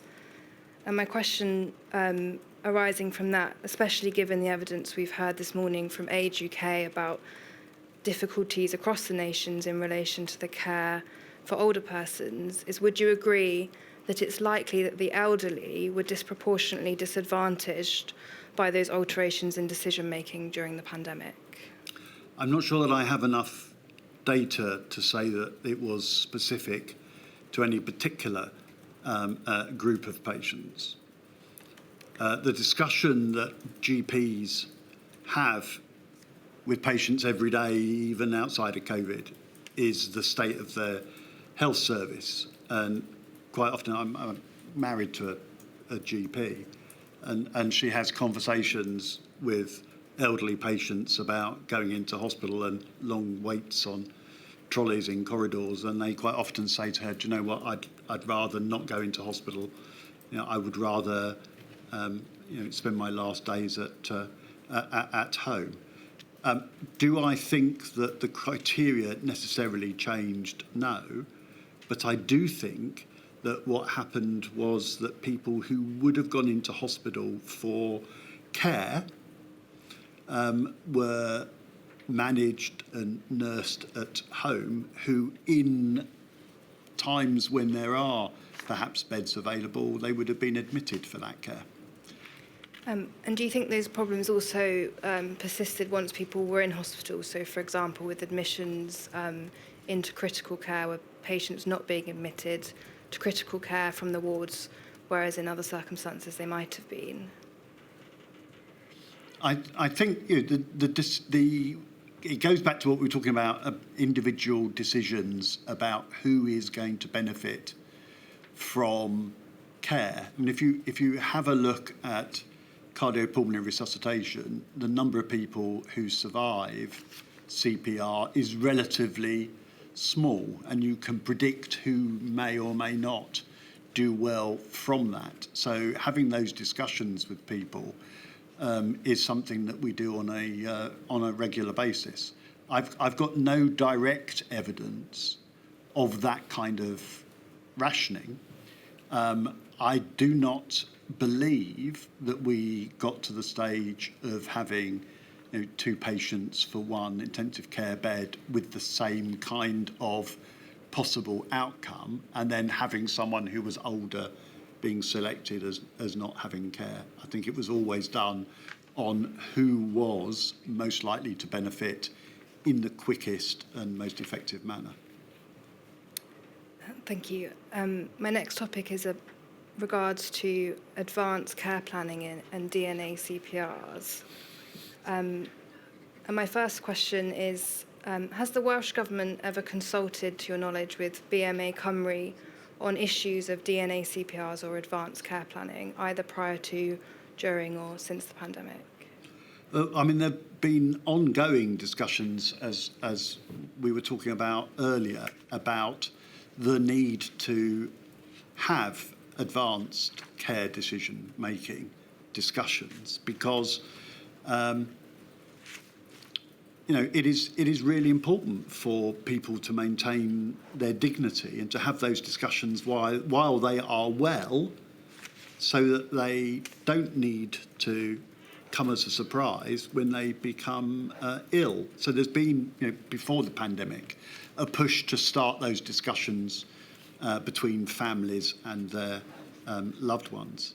So I would say that the way it works in Wales, the NHS Wales, the Chief Medical Officer, so Welsh Government, and the service would be used to the idea that in general this is a discussion that we want to have around Wales. And you'll be aware, I'm sure, of the introduction of the respect process in England, and that there are no such plans to roll out the respect process in Wales. Are there any, in your opinion, downsides of the proposed Welsh approach, which is the all-Wales national DNA CPR policy and treatment escalation plan, as compared to the respect process in England? Well, I think that a lot of GPs in Wales know their patients very well and are having those conversations already, regardless of what process may or may not be in place. And perhaps a very similar question, but in a slightly different form. Do the BMA or BMA Cymru in particular consider that perhaps still there would be any benefit in Wales adopting a nationally standardised process so that it was in line with the other nations in the UK in the form of respect? I don't know enough about that to comment. Thank you very much, Professor. Thank you, Ms Wilbur. Very grateful. Ms Polchak. Over that way. Good afternoon, Professor. I ask questions on behalf of clinically vulnerable families, and we have just 3, hopefully brief, clarifying questions around shielding, all of which refer back to specific paragraphs in your witness statement. First of all, you describe at paragraph 447 of your statement that when shielding advice was relaxed in the summer of 2020, the BMA considered that the poor communication of that advice had caused confusion, and you give an example about a lack of clarity over whether shielding people should visit GP surgeries for routine medical treatment or not. What was the effect of that confusion on patients? Well, I mean, the effect at the time was to create doubt in their minds where safety existed and didn't exist. And to a certain extent, that continues to today. The GPs have always seen clinically extremely vulnerable patients face to face and are geared still to do that. Second, Professor, was patient safety put at risk by that confusion? And if so, can you expand on how? Well, those who are clinically extremely vulnerable and with long-term conditions have higher rates of morbidity and mortality anyway. And therefore, they have, or certainly they did stay away from engaging with services, and have continued to do so. Is the evidence, and the effect of that is that they are not optimising their treatment, and many of them are suffering in silence at home. Thank you. And thirdly, Professor, the shielding program came to an official end on the 15th of September 2021, but you've said in your statement that questions and anxieties remain to this day amongst the formerly shielding. And I think you've touched on this in your last answer. But can you explain the nature of those questions and anxiety that remain from the BMA's observations? Yes, well, I mean, we're currently in a society that is running as if COVID-19 doesn't exist anymore. And yet clearly, COVID infections are still a source of hospital admissions. Because we now no longer wear masks in hospitals, we've got a situation in which the carers are walking around as if COVID doesn't exist, and the clinically extremely vulnerable for whom COVID could still be an issue either from a mortality or from a long COVID issue, are wondering what's going on. And they are feeling very anxious, and there's evidence that they are not engaging with either society or with medical services. And that is something that we have to address. Thank you, Professor Milady. Those are my questions. Thank you very much. Mr. Simblett. Thank you, Milady. Professor, some of my questions have been asked. I'm asking questions on behalf of the COVID Airborne Transmission Alliance. Now, you've mentioned various examples of medical students getting COVID on the wards and people working in intensive care not getting COVID. What sort of equipment are you talking about in your recommendation, in your statement, that there should be more routine use of RPE in healthcare settings? Yes, can I just be clear that it's not absolute, because there are people who subsequently did catch COVID in those environments. There are various forms of respiratory protection, from the FFP3 masks to much bigger masks that are incredibly uncomfortable to wear and that fit almost like a fireman's visor. And then there are almost self-ventilating hoods as well. And so it's getting the right equipment that provides your safety as judged by fit testing, right? Because you are objectively then measuring whether that is appropriate for you. And is there anything more precise that you can say on what sort of equipment, or is it you would want to leave your answer in the territory of what's appropriate? Yes, and what's appropriate and what fits and suits you for the job at hand. Was it the BMA's position that all healthcare workers should have been provided with respiratory protective equipment during the pandemic? Yes. Thank you. Now, as you know, and it's described in your statement and so on, a list was drawn up of aerosol generating procedures, or AGPs, that had an impact on how protective equipment was deployed. Did you consider that the list of aerosol generating procedures was too restrictive? Yes, we did, and we wrote with the RCN and the Resuscitation Council to have CPR added to that list of aerosol-generated procedures. I mean, that was the whole idea of AGPs preceded the pandemic, and clearly, when one is talking about aerosols, there are significant aerosols generated by other normal activities like coughing or singing. I was about to say, it's right, isn't it, that a cough is a cough? Well, that's right. And even if you've got, a predominantly explosive droplet output, there are aerosols generated at the same time. Did you consider that the AGP list was too restrictive because there were concerns about managing the supply of, in particular, FFP3 masks? No, I don't think that was part of our thinking at that time. Right.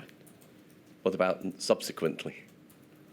No, I think that once we got into understanding more about the previous evidence and then the emerging evidence of airborne transmission, our concerns went away from AGPs to everything. Everything, yes. Everything. If you've got someone who has COVID, then you should provide the appropriate respiratory protection for anyone caring for them. Thank you. I'm going to move to something else. It's something you've been asked about already, but I've got a couple of different questions to ask about in relation to the reporting of injuries, diseases and dangerous occurrences regulations, or RIDDOR. You've described in some detail the problems for doctors when there's an under-reporting or a misreporting, or however you want to use it in relation to application of RIDDOR. But what do you see as being the public health value of accurately recording the incidence of infection of healthcare workers from the perspective of patients? Well, I mean, any recording or tracking of nosocomial infections is highly relevant to anyone within the healthcare setting as a patient. I mean, it's just, I was going to say, beggars belief that we report MRSA infections when you have a cluster of 3 or 4, and yet here we had clusters of hundreds of COVID infections, and we are not taking those into account. And it was relevant to patients then. It certainly should be relevant to patients now, and it will be relevant to any future pandemic. Why do you think RIDDOR reporting appeared to have been suspended or downgraded in the way that you've described during the pandemic? Well, I have absolutely no idea. As a frontline clinician, I find it unbelievable. And both as a frontline clinician and as an authoritative figure from the BMA, did the BMA take any steps to fill the gap in recording, and what could you and did you do, if anything? Well, it was very difficult. In our tracker surveys that we did, we were getting a lot of data back about the harm that was happening in terms of long COVID, and we've tried to push on that front ever since. Right. Thank you. Those are the questions I wanted. Thank you very much. I'm just going to swap with Mr. Thomas. And the last questioner is Mr. Leslie Thomas, KC, who's in a similar position, Professor. He's going to move. Well done.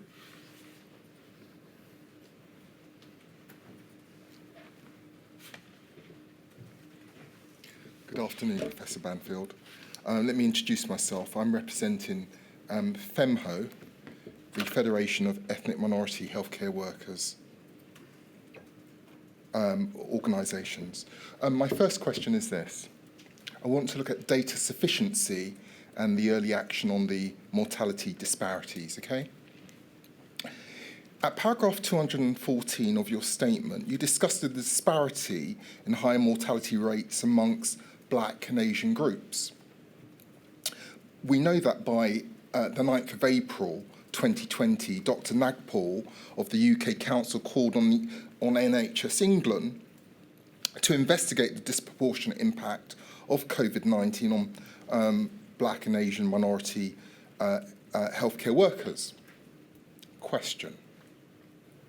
At that time, do you believe there was sufficient data or evidence for public health bodies to take action on the heightened mortality risks faced by ethnic minority healthcare workers? I don't think at that time the quality of the data was known. It was sufficient for us to say, you need to know more. I mean, our actual data collection about ethnic origin is poor overall. So I think it was essential at that point to push, and Chan Nagpal as chair of UK Council pushed repeatedly, even to get the review and then to get the reports, and then still is pushing for the action that needs to take place, because it hasn't taken place yet. Let me follow on from that and ask you this. So, given what you just said about the state of the data and the need to know more, in your view, what would have been the most appropriate action for public health bodies to take based on the available evidence? Well, I think at that point, and in a sense to the theme throughout, it would have been eminently preferable to have taken the precautionary approach, and at that point to have made sure that we were absolute in our support and making sure that people from ethnic minority backgrounds were protected and facilitated in making sure that they were getting their risk assessments, and that those, whatever the risk assessment was being enacted, and that they were not being pressurised to work in unsafe environments. Let me move on. Before Dr. Nagpal's letter, FEMHO is aware of other organisations such as the British Association of Physicians of Indian Origin, for example, that had raised concerns about mortality disparities amongst ethnic minority healthcare workers. Question. Were there indications of these concerns prior to April 2020, and how did the BMA respond to them? Well, I mean, Chan Nagpal is a member of BAPIO, and BMA works very closely with BAPIO. So the point at which it was obvious very, very early on. The first 10 deaths of doctors were all Black or people of colour, South Asian. Yeah, and at that point it's the why. Right, and what do we do? What don't we know? So that was escalated. At the same time, we started looking for data ourselves. So again, that leads me on to this question: what action, if any, did the BMA take to address these disparities in the mortality rates? Well, in terms of our advice to our own members, and we started to look very proactively at pushing for risk assessments that took other factors such as ethnicity into account. And we, in the end, created risk assessment tools both within England that Professor David Strain had started to organise, and in Wales separately, that had ethnicity as one of the risk factors that had to be mitigated. Let me move on. At paragraph 318 of your statement, you addressed the ongoing issue of institutional racism within the NHS, and you talked very powerfully about that this morning. Earlier on this afternoon. Could you expand, please, on how this institutional racism manifested itself before and during the pandemic, particularly in relation to the experiences of ethnic minority BMA members? Before the pandemic, we already knew that there was, a disparity in opportunity, what was happening to you in the workplace, disproportionate referral to the GMC.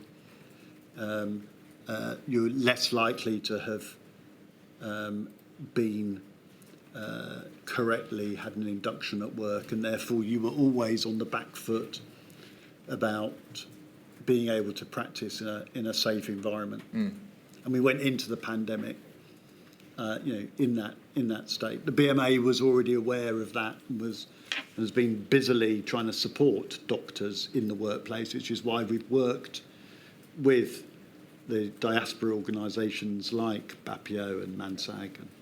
I want to be forward-thinking and look at this not just from a negative point of view. So my next question is, what actions or reforms do you believe are necessary to address these long-standing issues of institutional racism within the NHS?